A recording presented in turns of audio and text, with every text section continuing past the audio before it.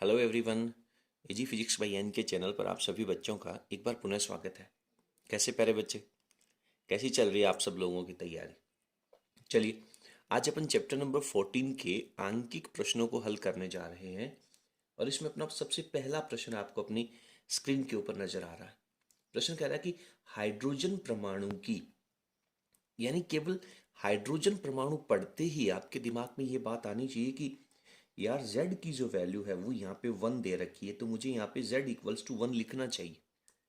Hydrogen परमाणु की द्वितीय बोर कक्षा, द्वितीय का मतलब है स्मॉल n की वैल्यू अपने को यहाँ पे 2 लिखनी चाहिए। द्वितीय बोर कक्षा की त्रिज्या, त्रिज्या द्वितीय बोर कक्षा की, यानी यहाँ पे R2 की वैल्यू आपको फाइंड आउट करनी है। याद कीजिए, आप लोगों ने किसी परमाणु के nवें कक्षक की त्रिज्या पढ़ी थी, उसका जो रिजल्ट आया था उसको अपन ने Rn के इक्विवेलेंट में लिखा था। अभी अपन फॉर्मूले की चर्चा करेंगे, लेकिन आप बस प्रश्न को पढ़ते जाइए। इसमें इलेक्ट्रॉन की चाल, दूसरे कक्षक में इलेक्ट्रॉन की चाल, इसको आप V2 लिख लीजिए। और कक्षा की कुल ऊर्जा, इसको आप E2 लिख लीजिए, दूसरे कक्षा की टोटल एनर्जी। इन सब चीजों की वैल्यू अपने को फाइंड आउट करनी है। इलेक्ट्रॉन का द्रव्यमान आपको दे रखा है, चार्ज ऑफ इलेक्ट्रॉन दे रखा है, एंड प्लांक कांस्टेंट दे रखा है। ठीक है, इन सब की वैल्यूज आपको दे रखी है। तो अकॉर्डिंग टू दिस क्वेश्चन, इस प्रश्न के अनुसार आपको क्या करना चाहिए कि यहाँ पे mass of electron, charge of electron, Planck constant दे रखा है, तब आपको पूरे फॉर्मूले अप्लाई करने चाहिए। तो बेसिकली यहाँ पे अपन सबसे पहले आर एन की वैल्यू निकाल लेते हैं। तो सबसे पहले आपको आर एन का फॉर्मूला लिखना चाहिए पूरा का पूरा। तो यहाँ पे मैं लिखता हूँ R N, this is equals to nought N square H square upon pi M Z E square. ठीक है, और अब आप इन सब की वैल्यूज को यहाँ पे रख लीजिए पहले। अब इसमें आप लोगों को याद भी होगा कि सर आर एन का फॉर्मूला तो आपके पास 0.529 N square upon Z angstrom भी आया था। हाँ, आप वो फॉर्मूला डायरेक्ट यूज कर सकते हैं, बट अगर आपको पूरे नंबर चाहिए और किसी प्रकार का कोई डाउट नहीं चाहिए, इन दैट सिचुएशन चूंकि आपको क्वेश्चन के अंदर charge of electron, mass of electron दे रखा है, तो उन सब का भी यूज होना चाहिए। तो आपको ये फॉर्मूला लिखना होगा। अब ये फॉर्मूला लिखने के बाद आप एक एक की वैल्यू लिख लीजिए। 8.854 एन स्क्वायर को आप एक बार के लिए ऐसा कैसा छोड़ दीजिए चाहे तो मैं एन स्क्वायर छोड़ देता हूँ।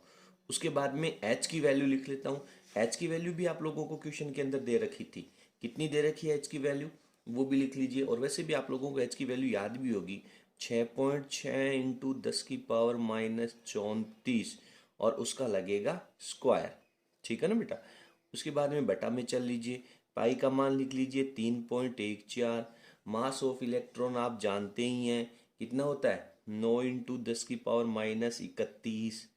उसके बाद में z को आप z रहने दीजिए। उसके बाद में E यानी चार्ज ऑफ इलेक्ट्रॉन 1.6 इंटू 10 की पावर -19, और E का स्क्वायर भी लगा हुआ है, तो ये इसके ऊपर इसका स्क्वायर भी लगा दीजिए। क्लियर है ना इतनी सारी चीजें? ठीक है। अब अपने को यहाँ पे क्या करना चाहिए, अपने को इस पूरे फंक्शन को सॉल्व कर लेना चाहिए आर एन की वैल्यू। अब आप कहेंगे कि सर इतना सॉल्यूशन कब करेंगे? हाँ, यही दो सॉल्यूशन आएगा, 0.529, उसके बाद में एन स्क्वेयर अपॉन जेड आ जाएगा। ठीक है, क्योंकि इसका रिजल्ट है वो अपने याद है। और लेकिन ये फॉर्मूला याद होना चाहिए, ये फॉर्मूला बिल्कुल सही भी होना चाहिए।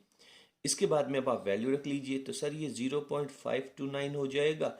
एन स्क्वायर का मतलब दूसरी कक्षा यानी 4 हो जाएगा, और बट्टा में जेड की वैल्यू 1 हो जाएगी। अब आप डायरेक्टली इसको 4 से गुणा कर दीजिए, तो आपकी ये जो कैलकुलेशन का रिजल्ट है, वो इस कैलकुलेशन में लगने वाला जो टाइम है वो आपका बच जाएगा। तो 9×4 = 36, हाथ का 3, 4×2 = 8, और 3 = 11, हाथ का 1, 5×4 = 20, और 1 = 21। ये वैल्यू आ जाएगी, और 3 संख्याओं के बाद में पॉइंट लग जाएगा, तो 2.116 की वैल्यू आ जाएगी। और ये जो 2.116 की वैल्यू आ रही है, उसके आगे क्या लग जाएगा, इसका यूनिट क्या लगना है अपने को, एंगस्ट्रॉम लगना है। तो इस तरीके से आपको ये प्रश्न जो है वो सोल्व कर लेना चाहिए। बाद में अपने को आर एन के बाद में किसकी वैल्यू निकालनी है, वी एन की वैल्यू निकालनी है। तो पहले आप वी एन का फॉर्मूला लिखें। याद करो वी एन का formula, sir Z E square upon 2 epsilon not an H था। शॉर्ट से शॉर्ट फॉर्मूला वो याद करो।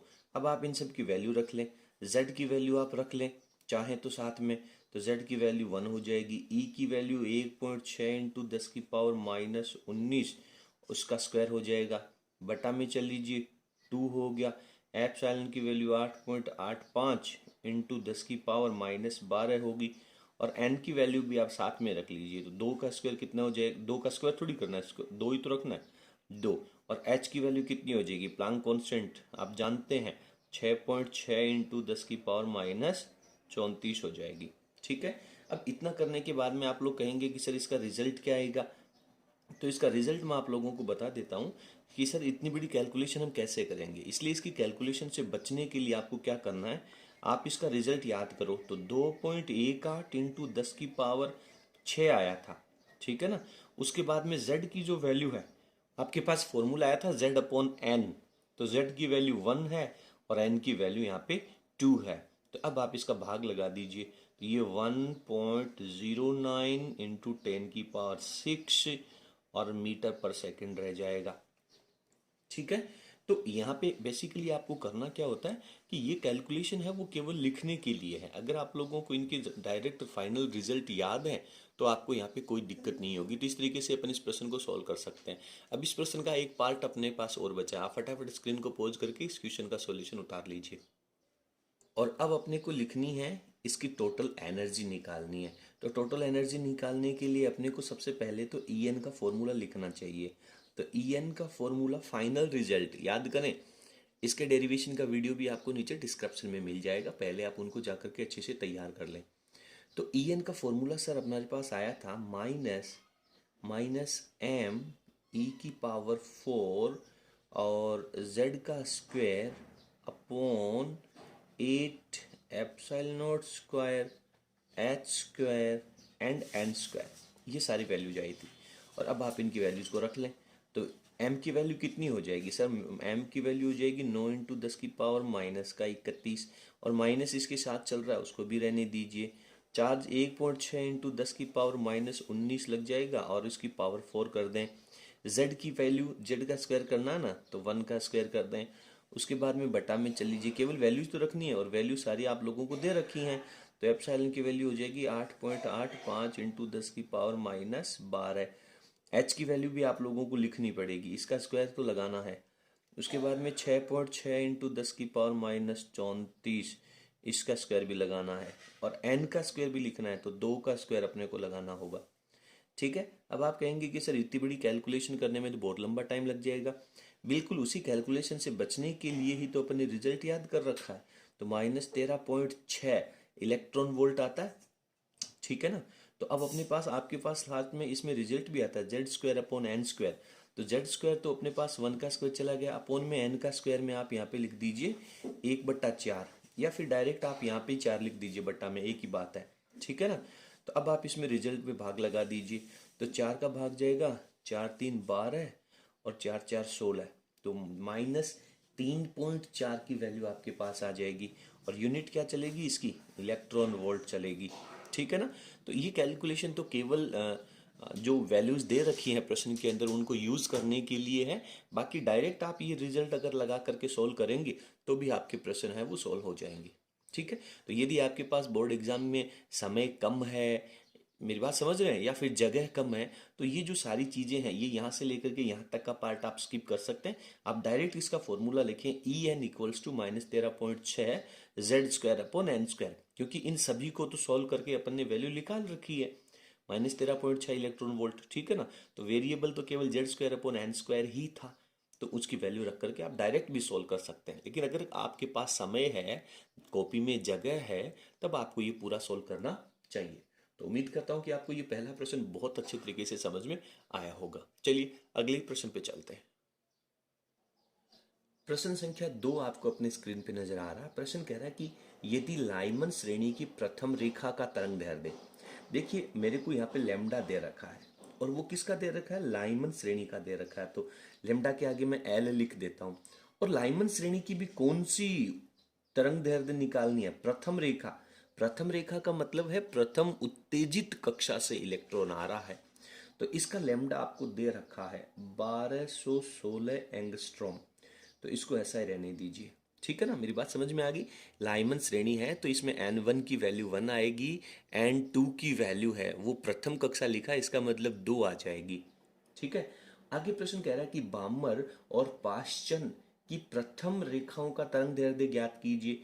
तो यहाँ पे लैम्डा निकालना है आपको बामर के लिए पहली कक्षा के लिए। ठीक है। लैम्डा निकालना है आपको पाश्चन के लिए प्रथम कक्षा के लिए। तो इन दो की वैल्यूज आपको दे रखी है। तो सबसे पहले अपन लैम्डा L1 की वैल्यू निकाल लेते हैं। तो इसके लिए अपन किसका सूत्र लगाएंगे, आपको यहाँ पे लिखना चाहिए रीडबर्ग सूत्र से। ठीक है, रीडबर्ग सूत्र से। तो रीडबर्ग सूत्र की यदि अपन डायरेक्ट पालना करें तो 1/λ L1 कहते ही आपके पास ये तो आर कांस्टेंट रहता ही है, 1/n1 का स्क्वायर होता है। तो 1/n1 स्क्वायर में मैं 1 लिख दूंगा, -1/n2 का स्क्वायर होता है। तो लाइमन श्रेणी में प्रथम रेखा का मतलब होता है दूसरी कक्षा, तो इसका स्क्वायर आ जाएगा। सिंपल है ना बेटा। तो आप सॉल्व कर लीजिए। तो ये 1 हो गया, ये 4 हो गया। एलसीएम लेओगे तो 4 आएगा, 4 यहाँ चला जाएगा, 4 - 1 यानी डायरेक्ट आपके पास 3r/4 आएगा। ठीक है।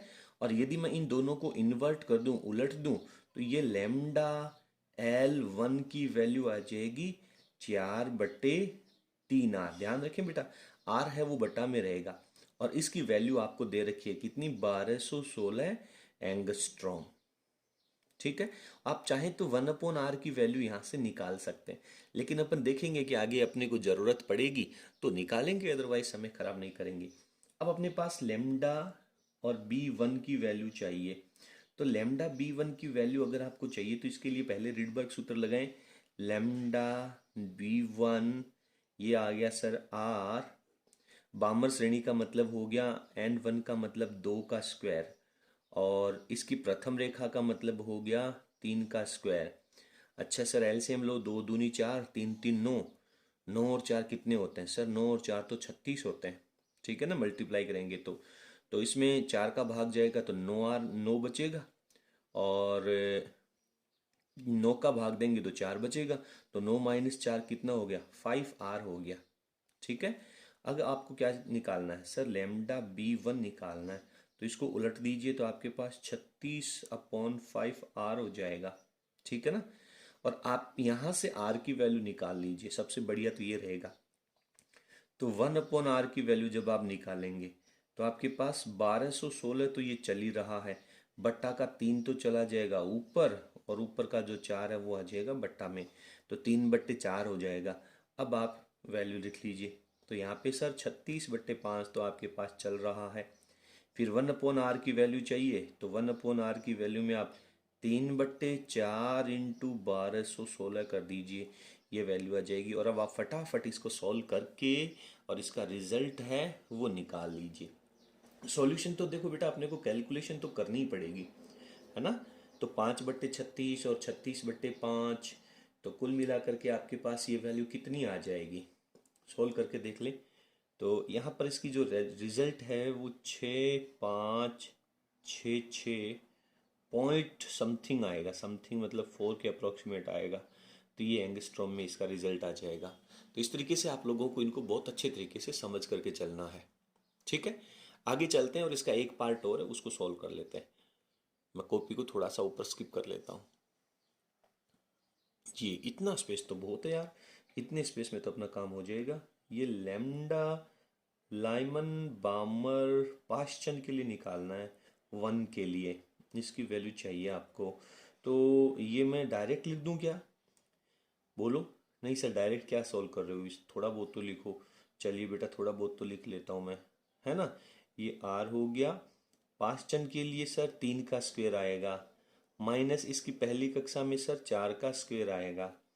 तो सर r तो कांस्टेंट चल ही रहा है, 3 3 9 और 4 4 16, 16 और 9 में कितने का भाग जाएगा, कितना, जल्दी करें।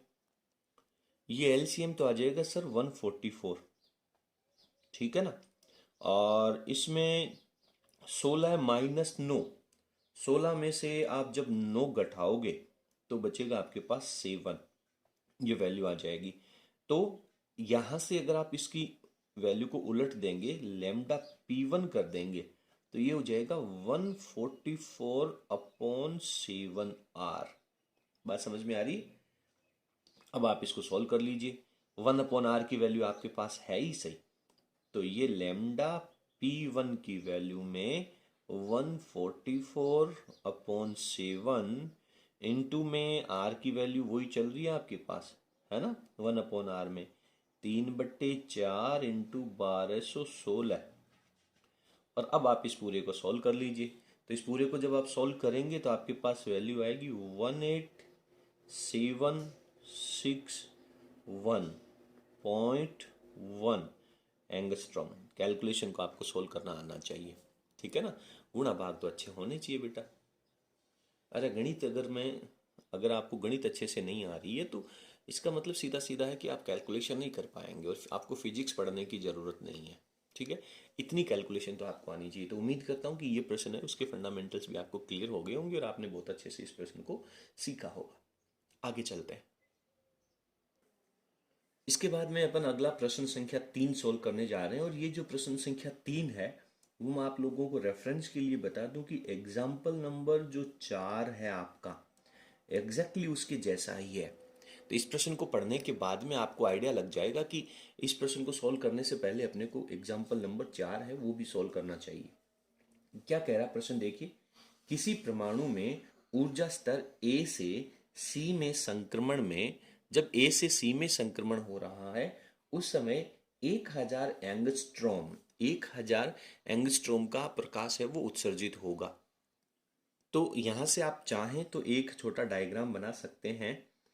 ये आपने दे दिया पहला कक्षक नंबर ए और यहाँ पे लिख दिया आपने कक्षक संख्या सी, ठीक है। और यहाँ पे लैम्डा जो उत्सर्जित हो रहा है इस लैम्डा को आप लिख दीजिए लैम्डा ए सी। तो लैम्डा ए सी की वैल्यू है वो आपको 1000 एंगस्ट्रॉम दे रखी है, ठीक है। इसके बाद में कह रहा है कि ऊर्जा स्तर बी से सी में जब संक्रमण करता है, तो बी है वो इन दोनों के बीच में कर देते हैं अपन। तो ये आपके पास ए सी हो गया पहली बार। उसके बाद में प्रश्न कह रहा है कि बी से सी में जब संक्रमण करता है, तो ये मैं बीच में बी लिख देता हूं। तो बी से सी में संक्रमण का मतलब ये हो जाएगी वैल्यू बी से सी में। तो इस समय लैम्डा बी सी की जो वैल्यू है वो आपको दे रखा है 5000 एंगस्ट्रॉम, ठीक है। और प्रश्न कह रहा है कि ए से बी में, तो लैम्डा ए से बी में, तो इसको मैं ए बी कह देता हूं, इसकी वैल्यू आपको फाइंड आउट करनी है। ये लैम्डा ए से बी में इस समय जो प्रकाश उत्सर्जित होगा उसकी लैम्डा आपको फाइंड आउट करनी है। तो लैम्डा फाइंड आउट करने के लिए आपको क्या करना होगा, आपको नील्स बोहर की तीसरी परिकल्पना लगानी होगी। तीसरी परिकल्पना क्या कहती है? तीसरी परिकल्पना कहती है कि sir E2 minus E1 is equals to H nu, और एच न्यू इक्वल्स टू होता है एच सी अपॉन लेमडा। तो पहले केस में आपके पास प्रकाश है वो ए से सी में जा रहा है, तो ज़्यादा एनर्जी ए की होगी, तो E A minus E C equals to में आप लगा दीजिए एच सी अपॉन लेमडा। कौन सा लेमडा? ए सी वाला लेमडा। ये इक्वेशन नंबर 1 आ जाएगी। इसी तरीके से दूसरे फंक्शन के लिए लगा दीजिए, तो ये हो जाएगा ई बी माइनस ई सी, और ये हो जाएगा H C upon lambda B C. ये इक्वेशन नंबर 2 हो जाएगा। एग्जैक्टली एग्जाम्पल नंबर आपका जो 4 है वही चलेगा। अब आपको वैल्यू किसकी चाहिए? आपको वैल्यू चाहिए कि ई ए माइनस ई बी, और जब ये सिचुएशन आएगी तो आपके पास फॉर्मूला आएगा H C upon lambda A B, lambda A B. ये रिजल्ट नंबर 3। तो आपको ई ए माइनस ई बी चाहिए, तो इन दोनों को आप बहुत ध्यान से देखेंगे तो sir E A minus E B यानी फर्स्ट इक्वेशन में से सेकंड इक्वेशन माइनस करेंगे तो आपका काम हो जाएगा। तो यहाँ पे आपको लिखना होगा समीकरण 1 में से समीकरण नंबर 2 जो है वो क्या करनी होगी, घटाने पर माइनस करनी होगी। घटाने पर माइनस कर दीजिए, तो माइनस करेंगे तो क्या आएगा ई ए माइनस ई सी, ये माइनस ई बी और ये प्लस ई सी हो जाएगा, तो ये दोनों कैंसिल आउट हो जाएंगे। तो फाइनली आपके पास बचेगा ई ए माइनस ई बी, और इक्वेशन में यहाँ पे क्या आएगा एच सी कॉमन आ गया, और 1 upon lambda A C minus 1 upon lambda B C, ठीक है। यही तो रिजल्ट आने वाला है, ठीक है ना बेटा। तो अब ये जो इक्वेशन आपके पास नंबर 4 आई है, तो समीकरण नंबर 3 और समीकरण नंबर 4 इन दोनों का लेफ्ट हैंड साइड इक्वल है, तो राइट हैंड साइड का कंपेयर कर लीजिए। पहले आप फटाफट स्क्रीन को पॉज करके और इसको सॉल्व कर लीजिए। इससे पहले मैं आपको बताना चाहूँगा कि एग्जाम्पल नंबर 4 जो है उसको भी आप यहाँ पे सॉल्व कर लेना। उसका जो लिंक है, उसकी वीडियो का लिंक है, वो नीचे डिस्क्रिप्शन में मिल जाएगा। ऊपर चलते हैं। तो यहाँ पे मैं लिखता हूँ समीकरण 3 व 4 से। समीकरण 3 व 4 से मतलब क्या है? समीकरण 3 और 4 का जो लेफ्ट हैंड साइड है वो इक्वल है, तो राइट हैंड साइड भी इक्वल होगा। देन आपके पास वैल्यू आ जाएगी sir H C upon lambda A B, this is equals to H C upon 1 upon lambda A C minus 1 upon lambda B C. H C से H सी cancel out हो जाएगा। अब आप डायरेक्ट इसका रिजल्ट निकाल सकते हैं, तो ये हो जाएगा sir lambda B C minus lambda A C upon lambda A C lambda B C. मैंने कुछ नहीं किया, केवल इनका एलसीएम लेकर के इसको सॉल्व किया है। This is 1 upon lambda A B. Then इसको अगर मैं लेमडा ए बी के बराबर लिखूंगा तो ये वाली वैल्यू भी उलट जाएगी, क्योंकि ये 1 अपॉन लेमडा ए बी है बेटा। तो ये हो जाएगा lambda A C lambda B C upon lambda B C minus lambda A C. अब आप रिजल्ट लिख दीजिए।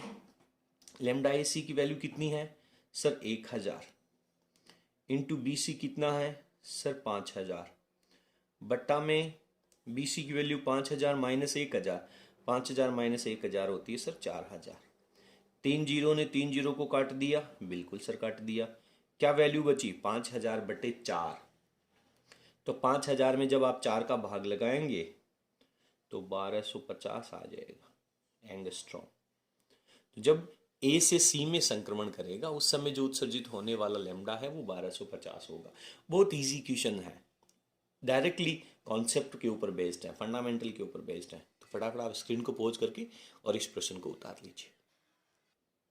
अब देखिए अगला प्रश्न संख्या जो 4 है वो आपसे क्या कह रहा है? प्रश्न कह रहा है कि द्विआयनित लिथियम परमाणु, यानी लिथियम परमाणु है परंतु ये द्विआयनित है। तो इसका मतलब परमाणु क्रमांक तो इसका बेटा हो जाएगा 3, और द्विआयनित का मतलब है कि ये हाइड्रोजन के जैसा हो गया। ठीक है, तो हाइड्रोजन के जैसा बन गया। आगे इस प्रश्न का पहला पार्ट कह रहा है कि इस परमाणु में यानी लिथियम आयन में इलेक्ट्रॉन को प्रथम कक्षा से तीसरी कक्षा में, पहली कक्षा से यानी N1 की वैल्यू है वो 1 है और N2 की वैल्यू है वो 3 है। पहली कक्षा से तीसरी कक्षा में उत्तेजित करने के लिए पहली कक्षा से तीसरी कक्षा में जाएगा तो ऊर्जा का अवशोषण करेगा, क्योंकि ज्यादा ऊर्जा के कक्षक में जा रहा है, और ऊर्जा का अवशोषण करेगा तो वो प्रकाश के रूप में करेगा। तो आने वाले प्रकाश का लेमडा कितना होगा? ठीक है, उत्तेजित करने के लिए आवश्यक विकिरण की तरंग दैर्ध्य ज्ञात करो। कितने लेमडा का प्रकाश जब उस लिथियम आयन के ऊपर डाला जाएगा तो वो ऊर्जा का अवशोषण करके अपने इलेक्ट्रॉन को पहले कक्षक से तीसरे कक्षक में ले जाएगा। ये क्वेश्चन यहां से आपसे पूछा जा रहा है। तो यहां पे आपको लेमडा की वैल्यू है वो फाइंड आउट करनी है। तो सर लेमडा की वैल्यू फाइंड आउट करनी है तो अपन सीधा यहाँ पे रिडबर्ग का सूत्र लगा देते हैं। ठीक है ना बेटा? देखिए मैं आपको हिदायत देना चाहूंगा कि जितने भी क्वेश्चन में जब पहले कक्षक से दूसरे कक्षक में या उत्तेजित कक्षक में जाएगा, दैट टाइम आप रिडबर्ग सूत्र को फॉलो कीजिए, बहुत अच्छा रहेगा। 1 upon lambda equals to R 1 upon N 1 square minus 1 upon N 2 का स्क्वायर। फॉर्मूला लिखना आना चाहिए आप लोगों को। अब वैल्यू रख लीजिए। तो आर की वैल्यू में अगर अपन एंगस्ट्रॉम के फॉर्मेट में लिखें तो अभी तो आप इसको आर ही रहने दीजिए। ठीक है ना? और ये वैल्यू आ जाएगी आपके पास 1 अपॉन 1 का स्क्वायर माइनस 1 अपॉन 3 का स्क्वायर, तो हो गया 9 बेटा। तो ये हो जाएगा एलसीएम 9 आएगा, 9 माइनस 1 8 आर बटे 9 हो गया। और यदि आप लेमडा की वैल्यू चाहते हैं तो ये 9 ऊपर चला जाएगा और 8 आर बट्टा में आ जाएगा। और आपके पास 9 बट्टे 8 को तो आप सेपरेट लिख लीजिए। और 1 अपॉन आर है, इसकी वैल्यू अपन जानते हैं, कितनी बार अपन ने पढ़ रखी है। 1 अपॉन आर की वैल्यू होती है 913 एंगस्ट्रॉम। ठीक है, तो 9 में जब आप 8 का भाग लगाएंगे तो लगभग 1.1 के आसपास जाएगा, 1.1 जाएगा।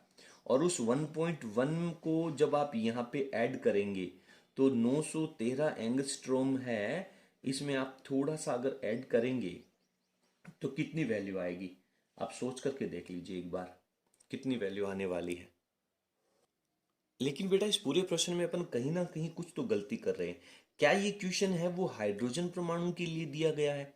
नहीं सर, हाइड्रोजन परमाणु के लिए तो नहीं है। तो फिर किसके लिए है? सर ये तो लिथियम आयन के लिए है। और लिथियम आयन के लिए है तो आप याद करोगे इसमें, इस फॉर्मूले में रिडबर्ग सूत्र में जेड का कंपोनेंट भी लगेगा, ठीक है ना। और जेड का कंपोनेंट लगेगा तो आपको याद होगा यहाँ पे फॉर्मूले में आर इंटू जेड का स्क्वायर आता है, आर इंटू जेड का स्क्वेयर आता है। तो जेड का स्क्वेयर कितना होगा? जेड की वैल्यू तो यहाँ पे आपको कितनी दे रखी है? 3 दे रखी है।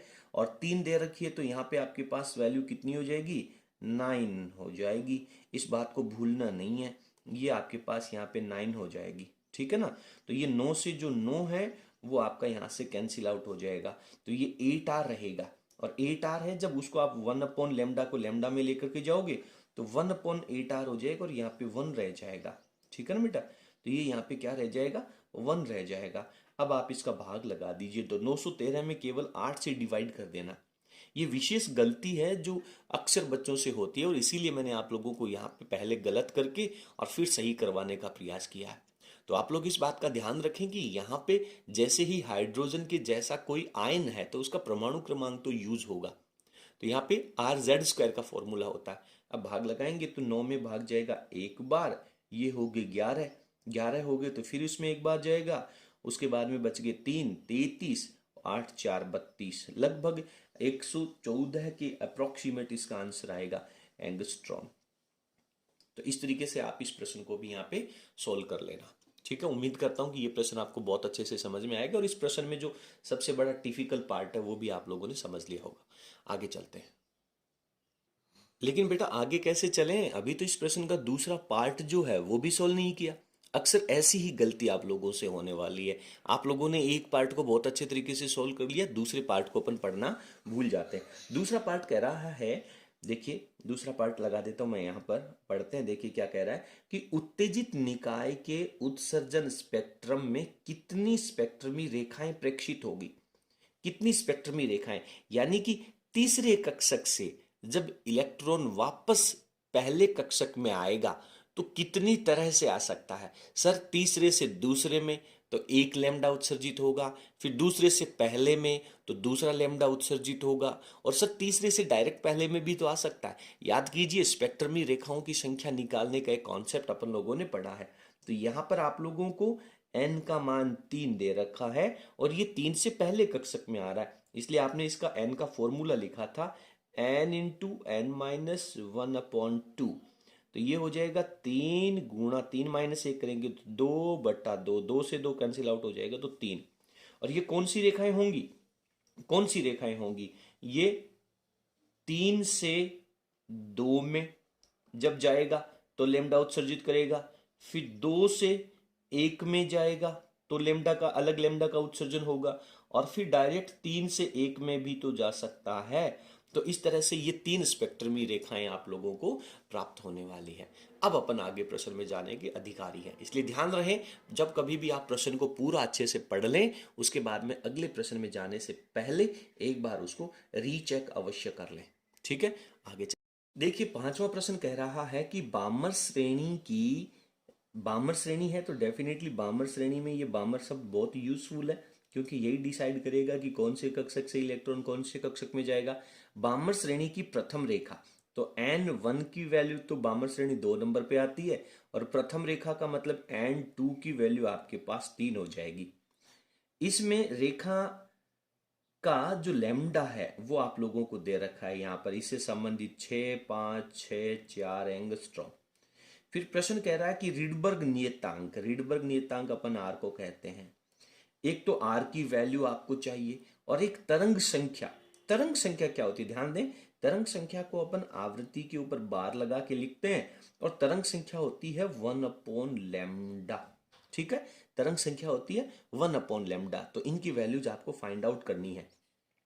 तो सबसे पहले तो आप रिडबर्ग सूत्र लगा दीजिए। तो रिडबर्ग सूत्र लगाएंगे तो यहाँ पे आपके पास 1/λ is equals to R bracket 1/n1 square minus 1/n2 का स्क्वायर लगेगा, ठीक है ना बेटा। अब आप इसको अप्लाई कर दीजिए। तो 1/λ को तो आप एक बार के लिए 1/λ ही रहने दीजिए, r लिख दिया, और 1/2 का स्क्वायर माइनस 1/3 का स्क्वायर, इसको थोड़ा सा इजी कर लीजिए। तो 2 दूनी 4, 3 3 9, 9 4 36, ठीक है ना। और 9 में से 4 गया तो 5 बच गया यहाँ पे, ये हो गया 5r/36, ठीक है। और यहाँ से आपको वैल्यू किसकी निकालनी है, यहाँ से आपको किसकी वैल्यू निकालनी है, r की वैल्यू निकालनी है ना। तो ये 5/36 है, इसको डिवाइड में भेजोगे गुणा में चला जाएगा, तो ये हो जाएगा 36/5 into 1/λ, and this is equals to क्या हो गया, r हो गया, ठीक है। तो अब आप यहाँ पे 36/5 लगा दीजिए और 1/λ की वैल्यू रख दीजिए। तो 1/λ की वैल्यू में 1/λ की वैल्यू 6564, एंगस्ट्रॉम का मतलब 10 की पावर -10, कितना होगा एंगस्ट्रॉम का मतलब 10 की पावर -10, और उसको ऊपर ले जाऊं यार मैं तो 10 की पावर +10 हो गया, ठीक है ना। अब आप यहाँ पे r की वैल्यू को अच्छे से सॉल्व कर लीजिए। r की वैल्यू को सोल्व करना तो बनता है, आप इस पूरे रिजल्ट को ध्यान से सोल्व करें, इतने भाग को अच्छे से सोल्व करें, या फिर इतने भाग को अच्छे से सोल्व ना करना चाहें क्योंकि ऊपर छोटी संख्या है, तो यहाँ से 10 की पावर कुछ कम कर लीजिए और वो यहाँ पे 0 के बराबर में लगा दीजिए। तो मैं एक काम करता हूँ कि यहाँ पे 10 की पावर है वो 3 संख्या कम कर लेता हूँ, तो ये 36, इसके आगे 3 0 लगा देता हूँ, ठीक है। ये 5 इंटू 6 5 6 4, और इंटू में 10 की पावर 7 लगा देता हूँ। अब आप इसको सॉल्व कर लीजिए। तो इसका जब आप रिजल्ट निकालेंगे 36,000 में इसका भाग लगाएंगे तो ये लगभग, क्योंकि 6 5 30 होता है, तो लगभग वैल्यू कितनी जाएगी, 1.09 के अप्रोक्सीमेट जाएगी, और 10 की पावर 7, ठीक है। आर का मात्रक क्या होता है आप बहुत अच्छे से जानते हैं, मीटर इनवर्स होता है, यूनिट लगाना कभी नहीं भूलना है। तो ये वैल्यू आ गई। अब आपको 1/λ की वैल्यू चाहिए, तो 1/λ की वैल्यू चाहिए तो 1 ये 6 5 6 4, और 10 की पावर -10 है, उसको ऊपर ले जाओ तो 10 की पावर +10 हो जाएगी, ठीक है। तो बेसिकली होना क्या है, इतना ही तो बात है। तो अब आप इसको अच्छे से सॉल्व कर लीजिए। तो यहाँ पे आप चाहें तो 10 की पावर 5 को सेगमेंट में साइड में रख लीजिए, तो 10 की पावर 5 यहाँ पे रह जाएगी, वो 10 की पावर 5 है उसमें इसका भाग लगा दीजिए। तो आप लोगों को यहाँ पे सॉल्व तो करना होगा। जब आप सॉल्व करेंगे तो ये रिजल्ट आ जाएगा 15.23, और इंटू में 10 की पावर 5 चलेगी, ठीक है। और इसकी संख्या, तरंग संख्या का मात्रक क्या लगेगा, 1/λ, लैम्डा क्या होता है, मीटर होता है सर, लैम्डा क्या होता है, मीटर होता है, तो बटा में मीटर चल रहा है तो ऊपर जाएगा, तो ये मीटर इनवर्स हो जाएगा। तो इस तरीके से इस प्रश्न को भी आप अच्छे से सॉल्व कर सकते हैं। तो उम्मीद करता हूं कि पूरा प्रश्न आप लोगों को अच्छे से समझ में आ गया होगा। आप इन सभी प्रश्नों को अच्छे से पढ़ें, अपनी नोटबुक में लिखें, और एक बार वीडियो कंप्लीट होने के बाद इन सभी प्रश्नों को दोबारा सॉल्व करें। आज की क्लास में केवल अपन 5 ही क्वेश्चन सॉल्व करेंगे, अगले वीडियो में बाकी के प्रश्नों को भी पढ़ा जाएगा। इसलिए आप सभी से मेरी अनुरोध है कि आप प्लीज़ इन सवालों को बिना देखे खुद से भी सॉल्व करने का प्रयास करें, क्योंकि आप लोगों ने एक बार इनको अच्छे से पढ़ लिया, अब आपको समझ में भी आ गए। लेकिन ये नहीं समझना है कि आपको समझ में आ गए तो अब आपको दोबारा सॉल्व करने की ज़रूरत नहीं है। चलिए, आज की वीडियो में इतना ही। आपको हमारा आज का कंटेंट कैसा लगा कमेंट सेक्शन में ज़रूर लिखिएगा। किसी भी प्रकार का कोई सजेशन सुझाव हो तो प्लीज़ आप हमें निसंकोच भेज सकते हैं। यदि आपको हमारा वीडियो पसंद आए तो प्लीज़ आप इसे लाइक करें और इसे अपने सभी फ्रेंड्स के साथ शेयर जरूर करें। बहुत बहुत धन्यवाद, थैंक यू।